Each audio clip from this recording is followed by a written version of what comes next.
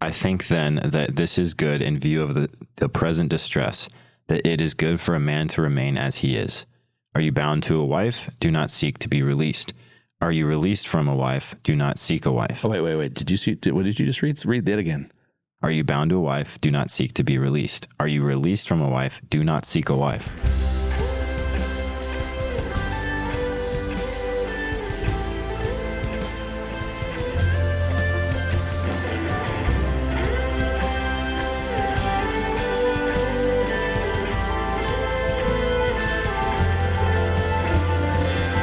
Ladies and gentlemen, welcome back to the It Stands Written podcast. My name is Braden. Got Justin again in front of me, continuing in our series on Christian dating. We are on to question 4 now. So we are asking the question, are we both focused on eternity? What's the importance of answering this one? Well, marriage is a temporal relationship. It's time-bound. You're not married, Jesus said in Matthew 22, in heaven, because, well, you're not married to each other. You're married to him. He's the groom. We're the bride. We're prepared for him. So all earthly relationships are meant to foreshadow and prepare us for our eternal and heavenly relationship with Christ. This world is passing away. Well, you hear this when you go to a wedding, right? If you have a more traditional vows that are exchanged between the couple, it always ends with till death do us part. Why? Because they understand we part at death. When one of us lays the other in the arms of Jesus and we are done, our marriage is over. And so as much as we'd like to be married in heaven, and as much as we hope when we get there, God would make an exception for the person that we're married to, no, because you're betrothed to another, and the consummation of the ages where we as the bride are prepared for our groom. That is what all of this is meant to picture. So marriage is not about how do I reach, I need somebody to reach the buttons I can't button or scratch those hard to itch places and make me breakfast in the morning and just be a source of companionship. It includes those things, but it's really about something more eternal, and it's got to be connected to the God who gave it to you. And so there is a way, and we can make our way back to 1 Corinthians 7, because that's really where this takes us. Are we both focused on eternity? And Paul's going to say something here that really is important, starting around verse 26, that again is this, most people don't see it coming. And I'll tell you, this is one of those verses like the one about contentment where we're like, what are you saying? But it has such profound significance with regard to a marriage that's pleasing to God and one that's satisfying to you and lasts. Why don't you pick it up? 1 Corinthians 7, verse 26. Just go and start reading down to verse 34, if you would. I think then that this is good in view of the present distress, that it is good for a man to remain as he is. Are you bound to a wife? Do not seek to be released. Are you released from a wife? Do not seek a wife. Oh, wait. What did you just read? Read that again. Are you bound to a wife? Do not seek to be released. Are you released from a wife? Do not seek a wife. Do not seek a wife. Somebody's like, I'm turning this podcast off right now. This is dumb. This is stupid. I might turn it off. I'm done. Right. Yeah. Except it's the Bible and the Apostle Paul, right? Yeah. So he's going to give us some shocking language, or at least it's shocking to us. And the degree to which it's shocking just reflects how disconnected or enfranchised we are from God's design here. So okay, if you're not married, don't seek a wife. Just let that sit for a second. Okay, keep reading. But if you marry, you have not sinned. Okay, that's an important relief for the people who were just sitting there under the tension of that. No, shoot. Now, if you married, you've not sinned. Yeah. So he's not forbidding marriage. Let's just be super clear, right? First Timothy 4 says you have people that forbid marriage. They're false teachers. Yeah. Okay, now, if you've married, you've not sinned. Keep going. And if a virgin marries, she has not sinned. Yet such will have trouble in this life, and I am trying to spare you. But this I say, brethren, the time has been shortened, so that from now on those who have wives should be as though they had none, and those who weep as though they did not weep, and those who rejoice as though they did not rejoice, and those who buy as though they did not possess, and those who use the world as though they did not make full use of it. For the form of this world is passing away. Okay, all right. Did you see what you just read? Those, verse 29, who have wives should be as though they had none. Yeah. Don't seek a wife. If you're married, you should act as if you're not. Okay, this is like outer space. Yeah. Or this is God's perfect design asking you to consider something you might not have thought about. Keep going, verse 32 through 34. But I want you to be free from concern. One who is unmarried is concerned about the things of the Lord, how he may please the Lord. But one who is married is concerned about the things of the world, how he may please his wife. And his interests are divided. The woman who is unmarried and the virgin is concerned about the things of the Lord, that she may be holy both in body and spirit. But one who is married is concerned about the things of the world, how she may please her husband. Okay, so there's several things going on here, right? Now, Paul is not denigrating marriage. He's not forbidding marriage. And by the way, he's not saying, those of you who have wives, just act divorced. Mm-hmm. That's not what he's saying. Act single. Because earlier in the chapter, he says, fulfill your duty. Press in. There's something wonderful about this. But 4 different times, look at it in verse 26, he says, there is a present distress. Now, you might know this, Corinth was plagued by natural disasters. That's a common thing that historians note. But we live in a fallen world. There are ongoing, constant things that everybody faces that are just hard anyway. Mm-hmm. If you add marriage, you're adding some layers to that of complexity. Mm-hmm. In verse 28, you're going to have trouble in this life. So again, there's a challenge that marriage brings that you want to factor in before you decide to get married. He says in verse 33, as a couple, you're going to be concerned about the things of the world. But the examples he gives aren't sinful things. Mm-hmm. They're earthly things. And in verse 34, he says it's going to be a challenge because your interests are going to be divided. You're going to be concerned, how do I please the Lord? But you're also going to be concerned with, how do I please my spouse? And the potential to pull you away from God, what he wants you to focus on from an eternal perspective, mm-hmm. is going to get harder. Mm-hmm. So it's not that it's impossible, it's just harder. When you add marriage, it's difficult enough in your own sanctification, in your own growth, and in a fallen world, all of that. But you multiply the complexity by adding a spouse. And then when you add kids, how many kids do you want to add? Well, you're multiplying complexity and difficulty there too. Mm-hmm. So Paul's not saying it's wrong. In fact, he's made clear, if you do it, you've not sinned. And if you let your virgin daughter do it, you haven't sinned and she hasn't sinned. But I'm trying to spare you. So Paul says, hey, before you traipse into marriage, you might want to think about the challenges that are in front of you, mm-hmm. not just from a difficult in this world sense, but notice what he says. Go back to the text, from an eternal sense. Watch this. He says in verse 29, key phrase, go ahead, read it. But this I say, brethren, the time has been shortened, so that from now on those who have wives should be as though they had none. Wait. The time has been shortened? This is such a key to us understanding this. There is something about the amount of time we have left that's not only short anyway, but God's made it shorter. The end is coming, and marriage is a time-bound relationship. You have in marriage a series of earthly priorities, not wrong priorities, earthly priorities, mm-hmm. that could keep you from an eternal impact. How do I know he's saying that? Because he not only lists marriage, he says, but the things you weep over in verse 30, don't weep over them. The things you rejoice over in verse 30, don't rejoice over them. The things that you would normally buy as you go in and out of business, those things are all dramatically affected by the fact, verse 31, that when you make use of this world, you should not make full use of this world because the form of this world is passing away. There is something about the fact that you are in the dressing room for eternity. Time is almost gone. Either Jesus is going to come to fulfill his promise eschatologically, or your life, which is a blip on the radar, a dash between a couple of numbers, the hot steam off a cup of coffee, your life being that short, you have so little time to make a difference for eternity. If you now, made for eternity, are going to have so little time, and there's so much complexity, and there's so much challenges, and there's so many difficulties, you're going to add more earthly concerns and burdens to an already bent and straining, time-sensitive, like, what are you doing?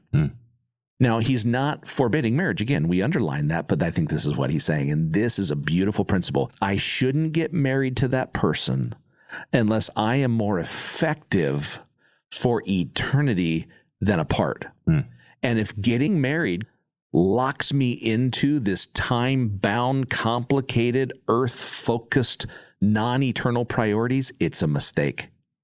So getting married could actually take you off of what God wants you to do to impact eternity. This is why you said in a previous podcast, and it's great to underline now, is that if you're serving in ministry and working with somebody in ministry, like if you don't know how they function in ministry, you don't need to be dating them, or at least you don't need to be marrying them until you know how they function. Like, how do you serve in the church?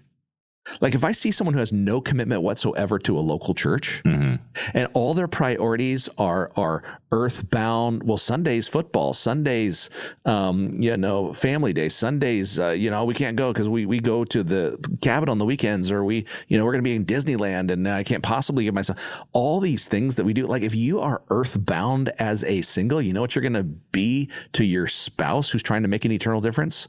You're going to be a hindrance. Yeah. You're going to keep that person from maximizing their eternal impact. And so if I see somebody who, as a single, is giving themselves away for the cause of Christ, the last thing I want to do is hinder them.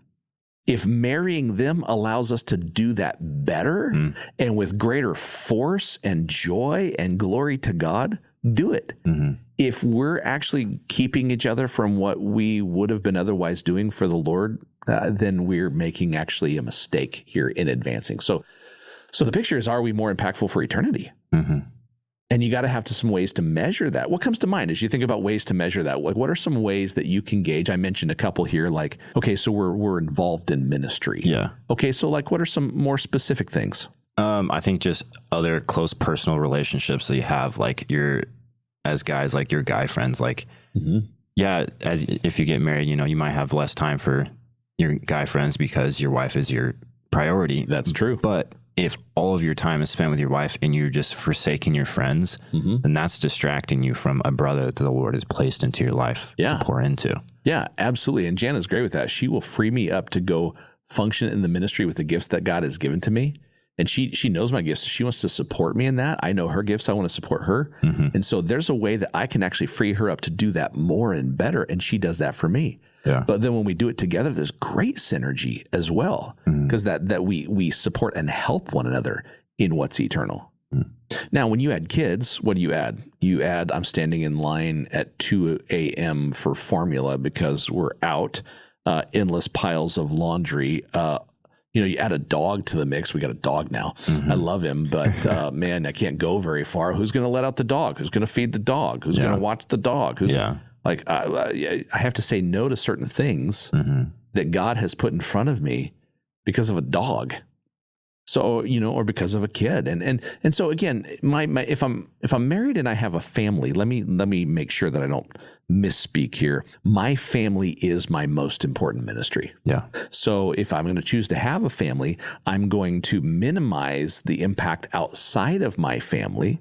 But that's not a bad thing. But you have to be realistic. Whatever I'm saying yes to, I'm saying no to something else.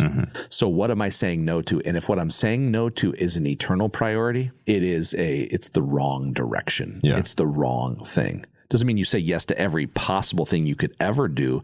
But the bigger issue here is you're going to have added challenges and divided interests, and it's going to be harder to remain focused on heavenly priorities.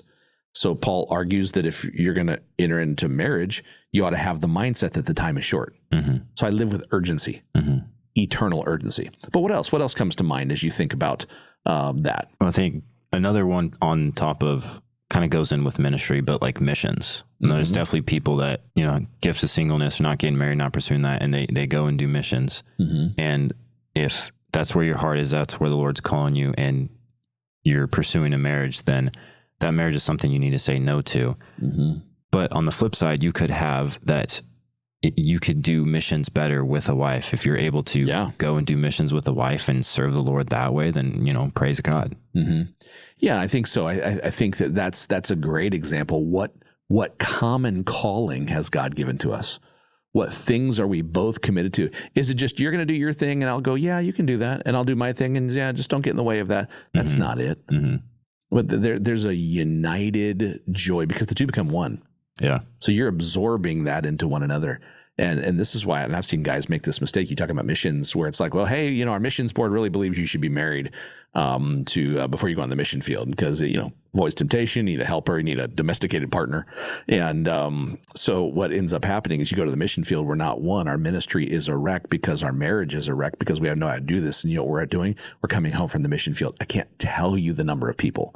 In the course of my ministry, I've seen that. Or people we've even pulled off the mission field because their marriage is such a wreck. Right. And the ministry is suffering because of that. Yeah. Paul even mentioned this in 1 Corinthians 9. He says, you have a right to take along a believing wife when you do that. She should be your partner in ministry. But of course, Paul, who doesn't have all the challenges of a mortgage payment and decorating his house and, doing all his laundry. Like Paul is as versatile and nimble, and he can go hungry on his own. But if he's got 5 kids with mouths to feed, he can't. Mm-hmm. So I'm going to step away from ministry to do this earthly thing that's going to end so that I can give my kids food, which they absolutely need for their life, but they're going to be hungry 3 hours later. So there's this never-ending stream of things I'm saying yes to. Now, all those are great things. I have 5 kids, so I'm all in on that, Yeah. But you're going to go on dates with your spouse, and you want that to be a proactive and enriching time. But you're going to use that if you have an eternal mindset for how do we strengthen one another so that when we go back into ministry, we're stronger, or how do we even use this moment as a light to the people watching? We could take a nice vacation to our favorite secluded spot, but we could take our Bible and our songbook and our hymnal and our calendar so we come back ready to meet the challenging demands of what we face. Now, we can have people into our home, and you're going to decorate that. That's great. But use your home then for the edification of the saints or for evangelism. Right. You can go to spend an evening and dinner and bear one another's burdens and talk about where you're concerned, or take your kids to the sports practices. But on the way, turn off the radio and talk. Stand in line at Walmart at 2 a.m. and buy formula because that's the only place really open at 2 a.m. And while you're standing there, pray for your children and use that moment. See, you can redeem, Ephesians 5 says, every single moment that you have. Yeah. You're folding laundry, pray for the kids whose socks you're folding. Yeah. And use that as a moment to impact eternity. Tuck your children in at night, but make it enjoyable instead of, now I lay me down to sleep. Worst bedtime prayer ever, right? Pray the Lord your soul to keep. Who says that to a kid before they're going to sleep? If I should die before I wake, I pray the Lord my soul to take. Kid's going to have nightmares. He's not going to fall asleep. I tucked in my youngest the other night, and I told her the story of the book of Philemon. Now, you've been through the book of Philemon recently? Not super recently, no. No, yeah. So, and she's like, Philemon, who's that? Yeah. And I told her the story of a guy who had authority over somebody to oppress them, but was urged out of the love of Christ for the sake of the gospel not to, and somebody else who unsaved did something so illegal they could be killed for it. And at great risk, in order to make that right and be reconciled, decided to go back and take whatever consequences necessary because it was pleasing to the Lord. And the two of them, though they were very different in many respects, and one had the authority over another, and the other one could totally get away from those consequences because it was pleasing to God, decided to do what's right, to walk in forgiveness and love. And much better than Mary had a little lamb. Mm-hmm. So you start thinking about those little moments, that you have to buy up where you're imparting spiritual truth in the life of somebody who will impact somebody who will impact somebody. Yeah. So that's not time focused. I have a very limited amount of time in that case to make a very definitive impact on that person. Mm-hmm. Now, the impact with a fewer people, like my family, is going to be deeper. So I will impact by tucking my daughter in at night more powerfully her through the book of Philemon than if I stood in the pulpit and preached it. because now we have a reference point in our home where we're relying on that truth again and again and again. So, there's so many ways you can go in this, but John Piper, if he was in this podcast, maybe we'll invite him one day. We decide to let him on or not. Yeah. He would say, don't waste your marriage. Your marriage has an opportunity to impact eternity, and you are more effective or not with the person you're considering for that.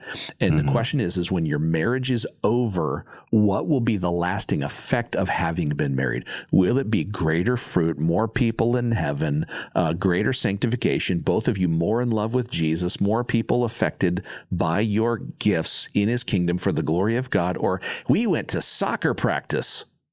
We went to all the Disneys in the world. Okay, I guess you can do that if you want to. Yeah. I know where I want my heart to be, and I know what the Apostle Paul said. He said, the form of this world is passing away. And so if you really feel that, your marriage will feel it first. Verse 29, you won't cry over things that you would cry over. Mm-hmm. If you knew that Jesus was coming at the end of this year, what would you do? Hopefully the same thing you're doing right now. Yeah, nothing should change. If I would change everything, I need to change everything right now. Mm-hmm. What I buy, what I use, what I say yes to, what I say no to. So maybe a practical takeaway would be to ask this. If you're a couple who's listening to this, ask one another, number one, what ministry can we be involved with together where we can see our ministry capacity, know our gifts and use those gifts, and to see whether or not we are more effective for eternity together than apart. I think another conversation would be, what are our necessary no's and essential yeses? Mm-hmm. This is always a yes. This is always a no. Because if I say yes to that, I'm saying no to that. Mm-hmm. So what are the things that I need to give myself to prioritize kingdom? And you know what? You're going to be tired a lot. I'm tired a lot. Mm-hmm. You're going to be pulled in a million different directions. Yeah. That's okay. Yeah. I think the Apostle Paul lived his life in such a way he didn't have a thought for retirement. Mm-hmm. He didn't have a thought for comfort. He laid his life down, and probably when he laid his head on the chopping block to get it cut off is probably the first time he laid his head down in a long time. Yeah. I would rather go out that way. What's the guy who said, I'd rather burn out than rust out? Well, I'd rather do neither, but yeah, if I had to pick, I'd rather be a comet. Jack London said, every atom of me in magnificent glow than a permanent planet that's sleepy and stifled by dry rot. I want to live, not exist. Yeah. For the kingdom and the glory of God. Yeah. I would say to your comment, what John Piper would say, don't waste your marriage. I would say the opposite. Don't waste your singleness. For those, if you're listening now, good word. You are single. Don't waste it. This is a time to prepare for your wife. We were at the men's event that we were at last year. Mm-hmm. I asked the question, what's the best way that I can prepare for my future wife if the Lord gives me one? And the speaker, he said, focus on your relationship with Jesus. That is the best way you can prepare for that. If you learn to love the Lord and you just are closer and closer to him, have that fellowship with him, then as we said before, then you can love your wife the right way. Amen. Well, listeners, thank you for joining us on this episode of the It Stands Written podcast, and Lord willing, we will see you on the next one.